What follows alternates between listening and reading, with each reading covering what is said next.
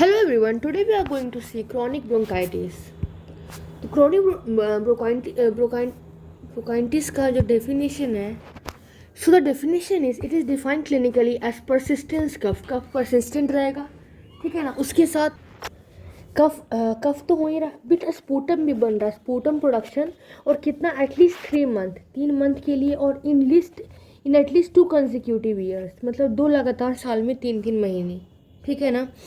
और ये भी इम्पोर्टेंट है कि कोई भी मतलब आइडेंटिफाई कॉज नहीं मिल रहा है, लेकिन दैट इज़ परसिस्टेंस का प्लस स्पूटम भी बन रहा है, ठीक है ना। और 3 महीनों के लिए, और 2 साल लगातार, मतलब टू ईयर्स में लगातार 2 सालों में 3 3 महीने पूरे साल के अंतराल अगर आपको कफ बन रहा है और कोई भी आइडेंटिफाई कॉज नहीं मिल रहा है, then this lead to chronic bronchitis, ठीक है ना। और जो अगर क्रॉनिक ब्रोंकाइटिस बहुत लंबे समय तक चलता है तो इससे क्या होता है, it lead to associated with the progressive lung dysfunction, मतलब इसमें लंग्स की डिसफंक्शन हो जाता है।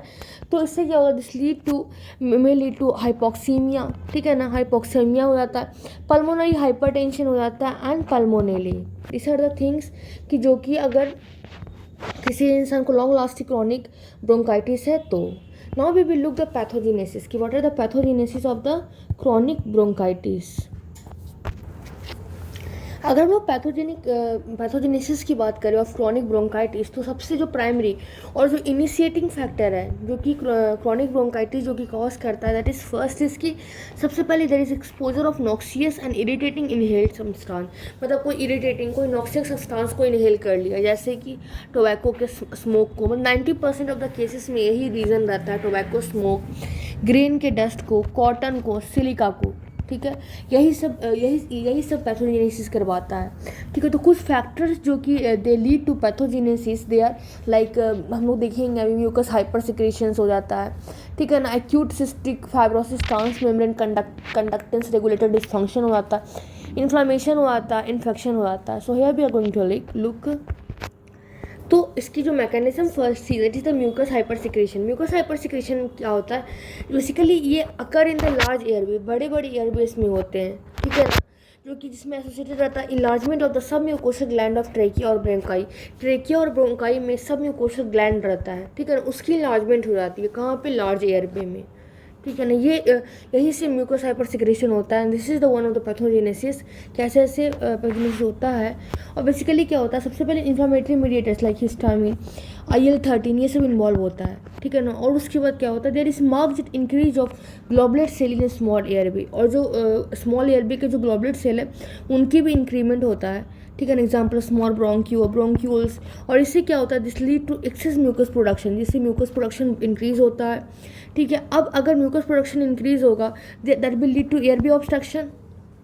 उसके बाद क्या होगा, एयरवे ऑब्स्ट्रक्शन होगा, तो एयरवे ऑब्स्ट्रक्शन किस कारण हुआ, it is because of enlargement of submucosal gland and the increasing goblet cell. बस यही है कि जो सबम्यूकोसल ग्लैंड है उसकी इलार्जमेंट कहाँ पे होती है, लार्ज एयरवे में, जो कि जैसे कि ट्राइकिया में, ब्रोंकाई में। और अगर हम लोग ग्लोबुलेट सेल की बात करें that in the small airway, जैसे स्मॉल ब्रोंकाई, ब्रोंक्यूल्स, ठीक है ना, स्मॉल ब्रोंकाई एंड ब्रोंक्यूल्स। और इन्फ्लामेटरी मीडिएटर हिस्टामिन, IL-13 तो इन्वॉल्व होता ही है।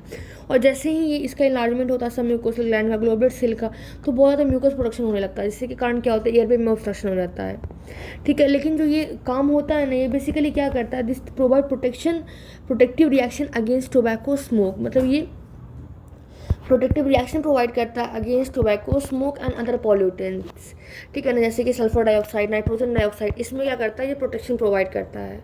तो ये इंपॉर्टेंट है कि ये म्यूकस हाइपर सिक्रेशन क्या में हेल्प करता है, in the tobacco smoke, in other pollutant के प्रोटेक्टिव मैकेनिज्म के अंदर ये हेल्प करता है। This was one thing. Now second is the acquired cystic fibrosis transmembrane conductance regulator dysfunction. तो इसमें हम लोग ऐसे इसकी लिखते हैं, the second is the CFTR dysfunction. इसको हम बोलते हैं that is the acquired cystic fibrosis transmembrane conductance regulator dysfunction. तो इसमें क्या होता है, सबसे पहले जो C F T R function, C F T R dysfunction जो है ये बेसिकली क्यों होता है, ओके। तो ये बेसिकली ये होता है कि स्मोकिंग के कारण ये होता है, ठीक है। स्मोकिंग जो है this lead to acquired C F T R dysfunction. अब जिससे क्या होगा, this will lead to abnormal dehydrated mucus और अब abnormal है, dehydrated mucus है, मतलब ये क्या करेगा, दिस विल इसका सेरेब्रेट्स द सीवियरिटी, मतलब ये सीवियरिटी ऑफ क्रॉनिक ब्रोंकाइटिस को और बढ़ा देता है, ठीक है। This was about C F T R dysfunction. Now इसके बाद हम लोग देखेंगे inflammation. The third case is inflammation, ठीक है। तो कुछ इनहेलेंट होते हैं जो कि इंड्यूस करते हैं क्रॉनिक ब्रोंकाइटिस को, ठीक है ना। अब वो क्या करेगा, वो सेलुलर डैमेज करेगा, ठीक है ना, एक्यूट और क्रॉनिक इन्फ्लामेटरी रिस्पॉन्स को इलिसिट करेगा, ठीक है ना, जिससे क्या होगा, न्यूट्रोफिल, लिम्फोसाइट, मैक्रोफेज सब के सब इन्वॉल्व होंगी। सो यह भी हम देखें कि इन्फ्लामेशन में क्या हो रहा है, बेसिकली अगर कोई भी इनहेलेंट्स हमने लिया तो वो इंड्यूस करता है, ठीक है ना, क्रॉनिक ब्रोंकाइटिस को। अब इससे क्या होगा, ये सेलुलर डैमेज करवाता है, इलिसिट करता है acute and chronic inflammatory response, ठीक है ना। अब acute and chronic inflammatory response को इलिसिट करेगा, जिसमें कि न्यूट्रोफिल, लिम्फोसाइट, मैक्रोफेज सब के सब इन्वॉल्व होते हैं, ठीक है। और उसके बाद क्या होता है कि अगर कोई long lasting, that is the long lasting inflammation है और इसके साथ फाइब्रोसिस भी हो गया है, ठीक है ना, and that involving small bronchioles, bronchi, ठीक है ना, ये क्या कर देते, ये this also lead to chronic airway obstruction. तो ये भी एक रीज़न था कि क्यों क्रॉनिक ब्रोंकाइटिस होगा। उसके बाद हम लोग देखेंगे after that the infection. Inflammation देख लिया, नाउ इन्फेक्शन।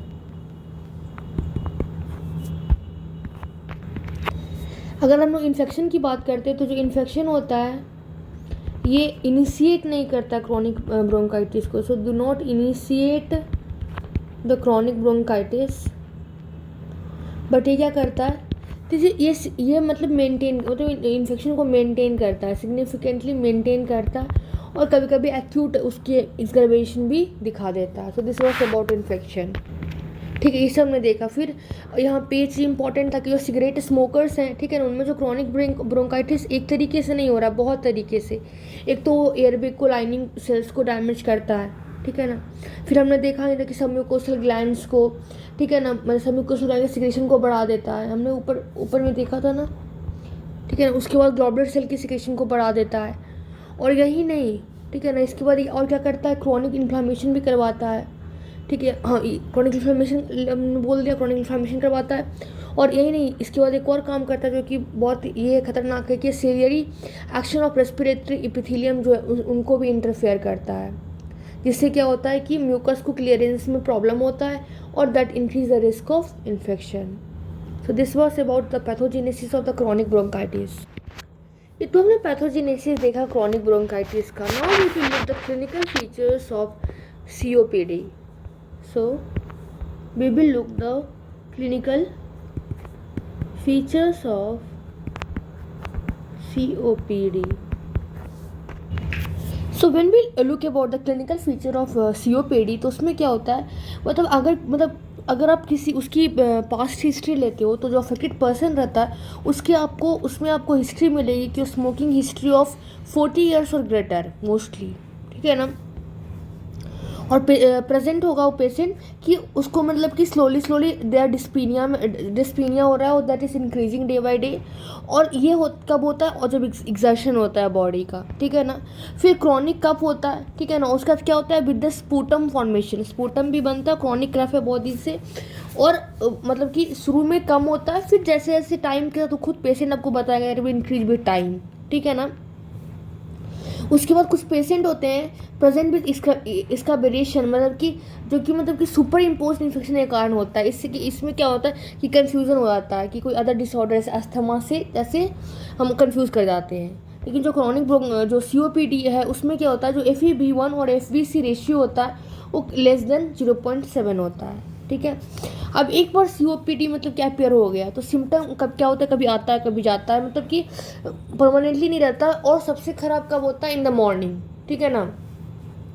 फिर हम बोलेंगे क्लिनिकल फीचर्स में, जैसे सिवियरिटी ऑफ डिजीज़ किस पे डिपेंड करता है, तो सिवियरिटी ऑफ डिजीज़ डिपेंड करता है कि एरिथ्मेटस ज़्यादा है, ब्रोंकोटिक चेंजेस ज़्यादा है, क्या चेंजेस ज़्यादा है, ठीक है। तो वहाँ अब हम लोग उसको उसके अलग अलग देखेंगे। So here we will look. So अगर हम इसमें बात करते हैं कि जैसे क्लिनिकल फीचर ऑफ COPD देख रहे थे, तो उसमें अगर इम्फेसीमा डोमिनेंट कर जाता है तो उसमें हम लोग क्या देखते हैं कि pink puffers lips, I mean to say, और उसका चेस्ट जो होता है बैरल शेप चेस्ट हो जाता है, ठीक है, बैरल शेप चेस्ट। उसके बाद डिस्पेनिक मीन्स डिस्पीनिया उसमें होने लगता है, ठीक है। एक्सपायरेशन प्रोलॉन्ग, क्योंकि उनको ऑब्स्ट्रक्शन फील हो रहा है तो एक्सपायरेशन प्रोलॉन्ग होगा। अब उनको एक्सपायरेशन करने में दिक्कत होता है, ठीक है ना। तो एक्सपायरेशन करने में दिक्कत होगा तो क्या करते हैं कि वो अपने हाथ को आगे मोड़ के बैठते हैं। सो हियर लिखा sit forward in the hunched over position, मतलब हाथ को आगे मोड़ के। Let me show you some pictures. Look this is the barrel shape chest, कि नॉर्मल इंडिविजुअल का बस इतना ही रहता है, ठीक है ना। और जो अगर जिनको इम्फाइस्मा की प्रॉब्लम है मेनली, तो उनकी चेस्ट जो होती है बैरल शेप्ड होती है, आगे की तरफ उनकी चेस्ट बड़ी हो जाती है, क्योंकि उनको एक्सपायरेशन करने में प्रॉब्लम होता है, तो उनका जो लंग्स एरिया है वो बढ़ जाता है, ठीक है। सो हेयर मतलब कि लंग्स का ओवर एक्सटेंशन ऑफ लंग्स हो जाता है। So here it is. Now I am going to show you the figure of hunched over position. Look इस तरह का हंस्ड ओवर पोजीशन है, मतलब कि वो अपने हाथों को आगे मोड़ की तरफ बैठता है ताकि उसको सांस लेने में थोड़ा इजी हो, ठीक है ना। सो दिस वाज द थिंग। और वो ब्रेथ क्या कैसे करता है, पर्स लिप को, मतलब अपने ओठों को आगे ऐसे फुला फुला के, मतलब उस तरह से ब्रीदिंग करता है, ठीक है। फिर हमने इसमें बोला है कि जो लंग्स का ओवर एक्सटेंशन है बहुत ज़्यादा हो जाता है, और इसमें कफ क्या होता है, कफ कम ही आता है, ठीक है ना। और डिफ्यूजन कैपेसिटी लॉस हो जाता है, और वेट लॉस बहुत ज़्यादा होता है। वेट लॉस इतना होता है कि जब डॉक्टर देखता है तो उससे ऐसा लगता है कि कहीं कोई कैंसर तो नहीं है, ओके, कि कोई कैंसर भी हो सकता है, इतना वेट लॉस होता है, क्योंकि ऑफकोर्स को बहुत ज़्यादा ATP यूज़ हो रहा है ना उसकी बॉडी से एक्सपायरेशन करने के टाइम में। उसके बाद एक है, अगर किसी को प्योर क्रॉनिक ब्रोंकाइटिस है, इम्फाइस्मा नहीं है, COPD में क्रॉनिक ब्रोंकाइटिस मेन उसमें पार्ट है, तो उसमें क्या होगा, उसको ना ब्लू ब्लोटर्स होंगे, ठीक है ना। I am showing you pink bloaters and blue bloaters. तो यहाँ पे एक डायग्राम बहुत अच्छा बताया है, blue bloaters versus pink puffers. तो अभी हम लोग wait let me show you. हमने देखा कि जो ब्लू ब्लोटर्स रहता है वो पिंक पफर्स इम्फाइस्मा में होता है मोस्टली, जो इम्फाइस्मा से ग्रसित होते हैं, और क्रोनिक ब्रोंकाइटिस है तो ब्लू ब्लोटर्स। इसमें हम देखो कि परसिस्टेंस कब, प्रोडक्शन ऑफ विद स्पूटम, मतलब स्पूटम के साथ कब, प्रोडक्टिव कब, परसिस्टेंस कब, मतलब प्रोडक्शन, एंड हाइपर कैप्निया। और इसमें यहाँ पे माइल्ड साइनोसिस दिखा हुआ है और हाइपोक्सीमिया भी। तो जब हम लोग डायग्राम देखेंगे तो साइनोसिस का हमें याद हो जाएगा। So let me show you.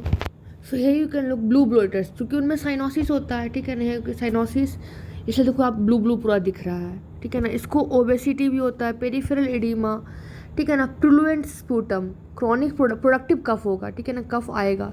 लेकिन अगर पिंक पफर्स की बात करोगे तो पिंक स्किन इसमें रहेगा, इसमें कफ बहुत कम होता है जिसका हमने देखा, और इसमें हम पढ़े थे कि बैरल शेप चेस्ट होता है, ठीक है। और इसका पूछ लिप, मतलब ऐसे ओट फुला फुला के उसको ब्रीदिंग करता है ना, तो ये हो गया पर्स स्लीप ब्रीदिंग। यार यू कैन लाइक ब्लू ब्लोटर्स पूरा हटा कर टाइप का लगता है, बट पिंक पफर्स में सिर्फ चेस्ट जो होता है बैरल शेप होता है, ठीक है। और ये तो याद ही रहेगा कि क्रॉनिक ब्रोंकाइटिस में प्रोडक्टिव कफ रहता है, उसमें ड्राई कफ रहता है। मिनिमलिस्टिक ड्राई कफ नहीं बोलेंगे, मिनिमल कफ बोलेंगे, ठीक है ना। और साइनोसिस हो जाता है ड्यू टू हाइपोक्सीमिया, ठीक है, इसमें साइनोसिस नहीं होता है। कैथेक्सिया हमने देखा ही, ठीक है ना, बैरल शेप चेस्ट होता है, प्रोलॉन्ग एक्सपायरेशन, ठीक है ना, ये सब हमने देखा। ये तो हमने देखिए। अब हम देखते हैं कि इसमें ट्रीटमेंट ऑप्शंस क्या क्या है। तो सबसे पहले जो भी पेशेंट आएगा उसको हम लोग बोलेंगे कि तुम स्मोकिंग मत करो, so we will say him to smoke की जैसे उसको रोकने के लिए। Then we will start oxygen therapy, ठीक है ना। हम लोग लॉन्ग एक्टिंग ब्रोंकोडायलेटर्स देंगे क्योंकि एक्सपायरेशन करने में प्रॉब्लम हो रहा था, और कॉर्टिकोस्टेरॉइड जो कि इन्फ्लेमेशन करने से बचाएगा। एंटीबायोटिक तो देंगे ही क्योंकि अगर इन्फेक्शन होगा उसको किल करेगा, ठीक है।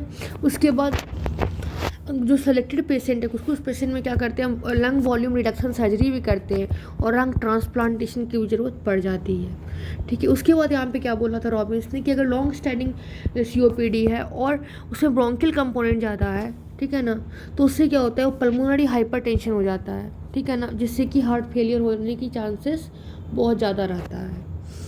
और डेथ, एक तो ये अगर उनमें ब्रोंकाइटिक कंपोनेंट, क्रॉनिक ब्रोंकाइटिक कंपोनेंट ज़्यादा होता है तो पल्मोनरी हाइपरटेंशन के कारण हार्ट फेलियर हो जाता है। और एक और क्या है कि डेथ एक्यूट रेस्पिरेटरी फेलियर से भी हो जाता है, कब, जब एक्यूट इन्फेक्शन भी COPD के साथ हो जाए, ठीक है। और अ पर्सन विथ इरिथ्मेटस चेंजेस, ठीक है ना, इसमें उन्होंने बोला है कि जो एम्फाइसीमा का जो क्या क्या चेंजेस आपको दिखेगा, तो सब प्लूरल ब्लेब्स दिखेगा। लेट मी शो यू सब प्लूरल ब्लेब्स। लुक, यहाँ पे सब प्लूरल ब्लेब्स है, ठीक है ना, प्लूरा के अंदर ब्लेब्स है, ठीक है, इस टाइप का फोटो। तो अगर ब्लेब्स होगा तो कभी कभी रप्चर होने का चांसेस रहता है, जो कि फैटल न्यूमोथोरैक्स मतलब फैटल न्यूमोथो मतलब वो जानलेवा हो सकता है, ठीक है।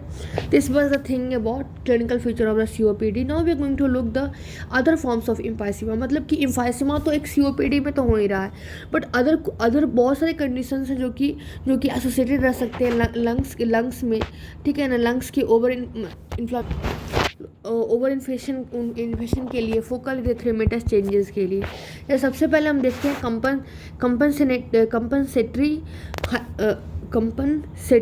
कंपनसेंट्री हाइपर इन्फ्लेशन, ठीक है। इसका तो नाम से ही पता चल रहा है, कंपनसेटरी और हाइपर इन्फ्लेमेशन, मतलब किसी से कमी के कारण वो फूल गया। इसका मतलब होता है कि there is the dilation of alveoli, ठीक है ना, in response to loss of lung substance.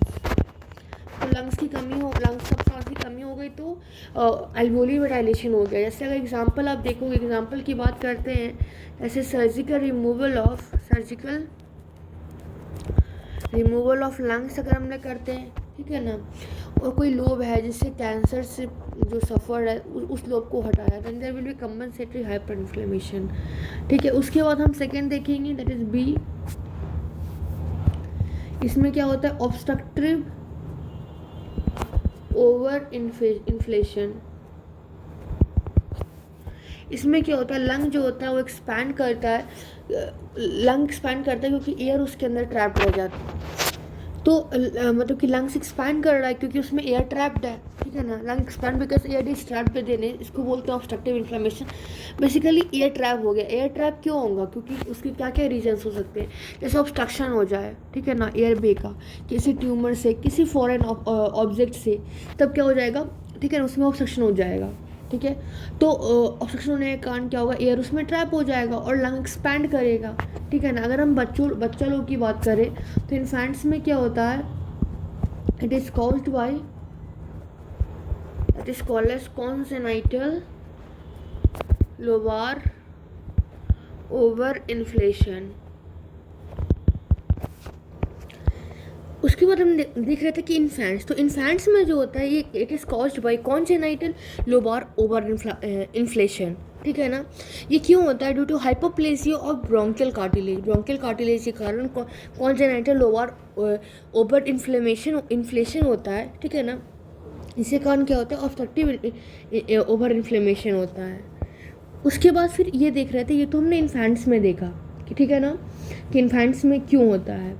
उसके बाद ओवर इन्फ्लेमेशन क्यों होता है, अकर ड्यू टू, एक तो होता है कि अगर ऑब्स्ट्रक्शन हो गया, ठीक है ना, जो कि बॉल वैल्व की तरह, मतलब ऑब्स्ट्रक्शन होने के कारण ball that act on ball, जो कि बॉल वॉल्व पे काम करता है और अलाउड टू एयर, मतलब कि जो एयर है उसको इंस्पिरेशन में इंटर करने में हेल्प करता है, ठीक है ना। लेकिन जब एक्सपीरेशन होता है तो प्रिवेंट इट्स एक्सपिरेशन, ठीक है ना। तो ऑब्स्ट्रक्शन होगा बॉल वॉल्व की तरफ काम करेगा जो कि एयर को इंटर तो करने दे देगा, ठीक है ना, ड्यूरिंग द इंस्पिरेशन, ठीक है ना, लेकिन जब एक्सपिरेशन होगा तो उसमें प्रिवेंट करेगा, ठीक है। उसके बाद क्या है, कोलैटरल जो होता है एयर को मतलब लाता है, ठीक है ना, बिहाइंड द ऑब्स्ट्रक्शन के पीछे पीछे, ऑब्स्ट्रक्शन के पीछे, ठीक है ना। ये कोलैटरल जो होता है बना कंसिस्ट करता है पोर्स ऑफ कोन्स, ठीक है ना, और other direct accessory bronchioalveolar connection that is called as canal of Lambert. उसके बाद ये इन्होंने क्या बोला था कि जो ऑब्स्ट्रक्टिव ओवर इन्फ्लेमेशन होता है वो लाइफ थ्रेटनिंग भी हो सकता है। कब, जब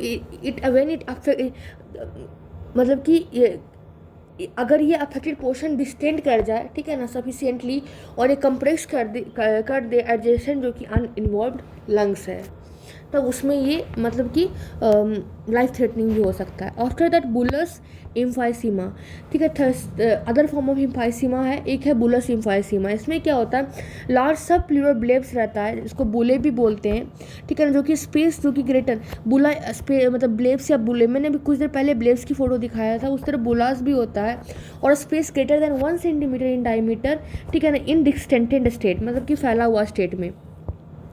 और ये अकर होता है एनी फॉर्म ऑफ इम्फाइसीमा में, और अकर नियर द अपेक्स पे होता है, तो एक बुलस इम्फाइसीमा है, ठीक है ना। और अगर रप्चर हो जाए बुलस का, तो हम पढ़े थे पहले भी कि न्यूमोथोरैक्स होता है और डेडली कॉम्बिनेशन हो जाता है। आफ्टर दैट इंटरस्टिशियल इम्फाइसीमा, इसमें क्या है कि एयर इंटर हुआ, ठीक है ना, into the connective tissue, stoma of lungs, media stannum, subcutaneous tissue, और ये प्रोड्यूस करता है इंटरस्टिशियल इम्फाइसीमा, मतलब कि एयर का इंट्रेंस हुआ, ठीक है ना, connective tissue, stoma of lungs में, मीडिया स्टेनम में, सबक्यूटेनियस टिश्यू में, और ये प्रोड्यूस करता है इंटरस्टिशियल इम्फाइसीमा को, ठीक है ना। And this is caused by alveolar tears, जो कि अकर करता है patient with pulmonary emphysema due to increase in intra alveolar pressure, ठीक है, ऐसे एग्जाम्पल ड्यूरिंग कफिंग। उसके बाद चेस्ट वुंड या फिर फ्रैक्चर्ड रिब, ये जैसे इसमें क्या होता है, पंक्चर्ड लंग जो होता है, चेस्ट वुंड, फ्रैक्चर रिब, ये प्रोवाइड करता है, ठीक है ना, portal for entrance of air, मतलब कि एयर को entrance into the surrounding tissue में इंटर करने में इंटरस्टिशियल इम्फाइसीमा दैट हेल्प करता है। So this was the other form of emphysema. Thank you everyone.